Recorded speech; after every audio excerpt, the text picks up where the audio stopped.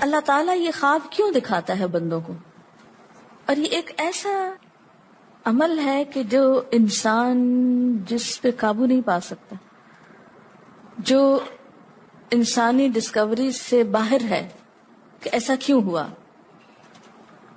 آپ دیکھیں کہ انسان دو چیزوں کا مجموعہ ہے، ایک اس کا جسم ہے اور ایک اس کی روح ہے۔ جہاں یہ دونوں آپس میں ایک دوسرے سے موافقت کرتے ہیں، ایک دوسرے کے ساتھ کوآرڈینیٹ کر رہے ہیں، وہاں یہ ایک دوسرے سے کشمکش بھی کرتے ہیں۔ بعض اوقات جسمانی خواہشات روح پر غالب آ جاتی ہیں، بعض اوقات روحانی کیفیات جسم پر غالب آ جاتی ہیں۔ عام طور پر دن میں جب ہم دنیا کے کام کر رہے ہوتے ہیں تو ہمارا جسم ایکٹیو ہوتا ہے، اور اس کا نتیجہ کیا ہوتا ہے کہ روح کی جو کار فرمائی ہیں وہ ذرا لو ہو جاتی ہیں۔ رات کو جب ہم سوتے ہیں اور جسم ہمارا بالکل بے حس ہو جاتا ہے تو پھر روح جو ہے وہ ابھر کر آتی ہے، اس کی کار فرمائی بڑھتی ہے، وہ زیادہ ایکٹیو ہو جاتی۔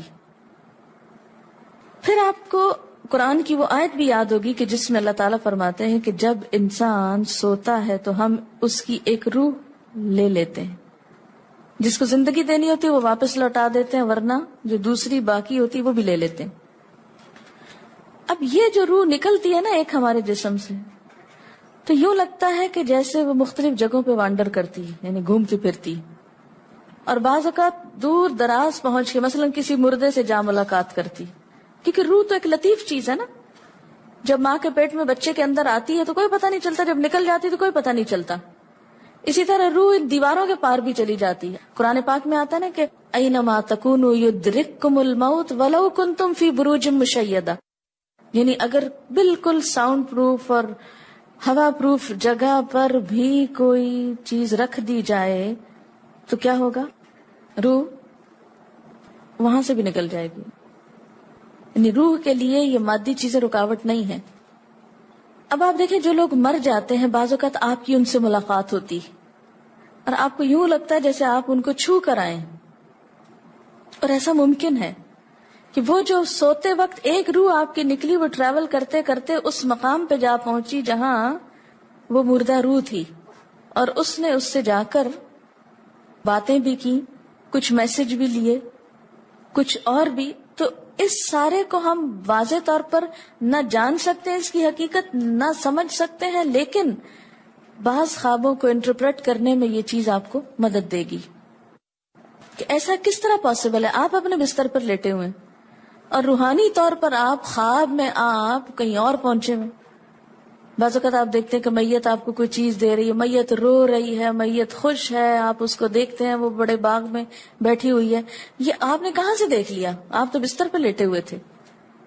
تو وہ جو ایک شعور سوتے وقت نکل جاتا ہے، جسم سے الگ ہو جاتا ہے، وہ ٹریول کر رہا ہوتا ہے ایک طرح سے، اور وہ ایسی جگہوں پر اللہ کے اذن سے ہی پہنچ جاتا ہے اور اس کو وہاں کی معلومات مل جاتی ہیں۔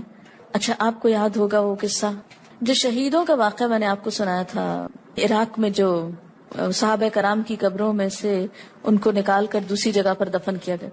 آپ نے دیکھا کہ مستقل کنٹینیوسلی 3 دن خواب آیا ایک شخص، جب اس نے اگنور کیا تو بادشاہ وقت کو خواب آیا، مفتی اعظم کو خواب آیا، اور مسلسل خواب میں وہ اپنا میسج کنوے کر رہے ہیں کہ ہمیں وہاں سے نکالو، ہماری قبروں میں پانی آ گیا۔ اور یہ بالکل سچا واقعہ ہوا، دنیا نے جس کا مشاہدہ بھی کیا۔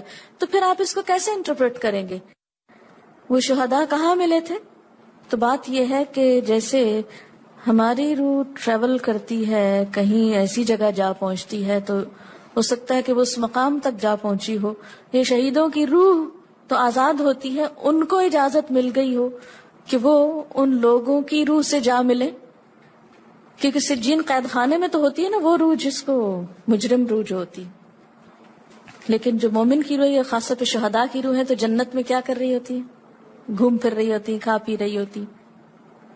تو یہ بالکل ایک سچ ہے اور حقیقت ہے کہ بسا اوقات انسان خواب میں ایسے لوگوں سے ملاقات کر کے ان کے حالات کو جان لیتا ہے کہ ان پہ کیا گزر رہی، مثلا ان کو عذاب ہو رہا ہے۔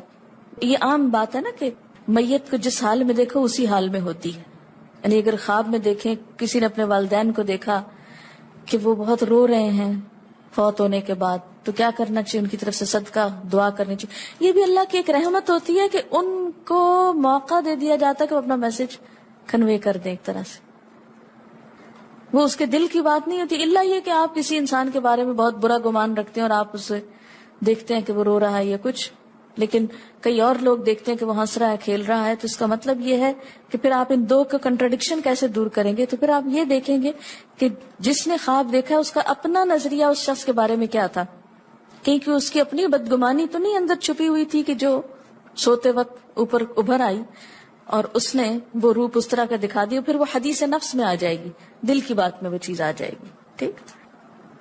تو نبوت کا جیسے انبیاء علیہم السلام کو کچھ غیب کی خبریں دے دی جاتی تھی، اسی طرح عام انسانوں کو خواب کے ذریعے کچھ غیب کی خبریں دے دی جاتی ہیں. لیکن کسی بھی خواب کے سچا ہونے کی آپ کوئی دلیل نہیں رکھتے.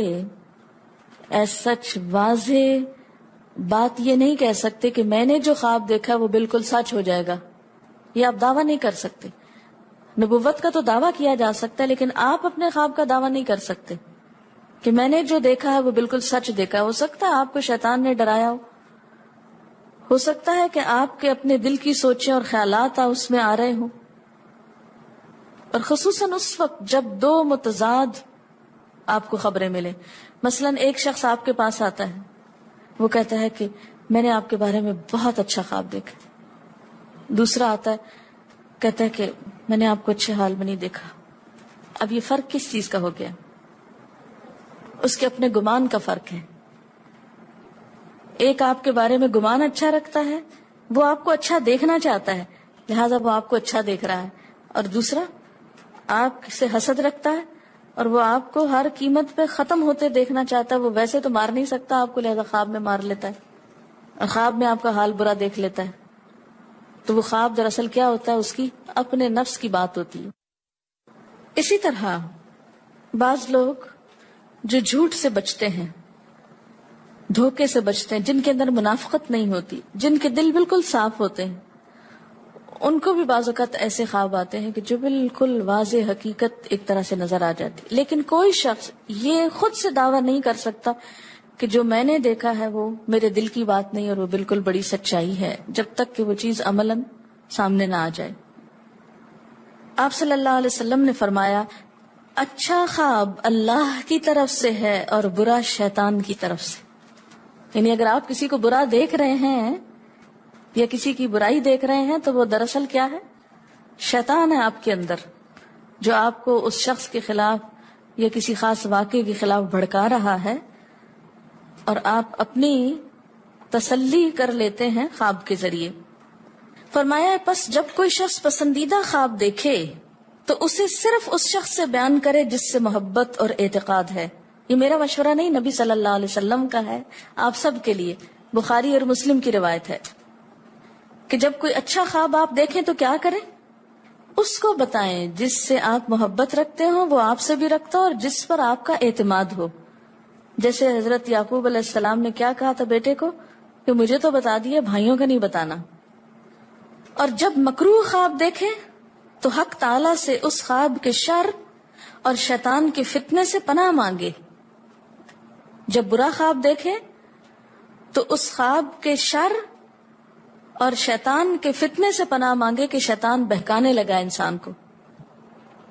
اچھا آپ دیکھیں کہ بعض اوقات یہ ہوتا ہے کہ جسے ہمارا کسی سے اختلاف ہوا ہے، عقیدے میں، گھر کے جھگڑے میں، کسی ذاتی اس میں، تو ہم کمزور ہوتے ہیں، مجبور ہوتے ہیں، اس کو کچھ کہہ نہیں سکتے. تو پھر ہم بعض اوقات اپنی تسکین کیسے کرتے ہیں؟ خوابوں میں کرتے ہیں. مثلا ایک لڑکا کسی سے شادی کرنا چاہتا ہے اور وہ کر نہیں پاتا، اس کو وہ رشتہ مل نہیں رہا، تو وہ خواب میں دیکھتا ہے کہ اس کی شادی اس سے ہو گئی ہے، اس لڑکی سے. تو بعض خوابوں کی نوعیت بس صرف اتنی ہوتی، اس سے زیادہ اس کی حقیقت نہیں ہوتی. اچھا بعض اوقات جیسے کسی سے ضد ہے، عداوت ہے، دشمنی ہے آپ کی، اب آپ اس کو خواب میں برا دیکھ رہے ہیں، اس کی برائی دیکھ رہے ہیں، تو یہ دراصل کیا ہے؟ شیطان کا شر ہے جو آپ پہ غالب آ گیا ہے. آپ اس کی برائی چاہتے ہیں، ویسے کچھ کر نہیں پاتے، مجبور ہیں آپ، تو آپ خواب کے ذریعے وہ اپنی تسلی کر لیتے ہیں۔ اللہ تعالیٰ یہ خواب کیوں دکھاتا ہے بندوں کو؟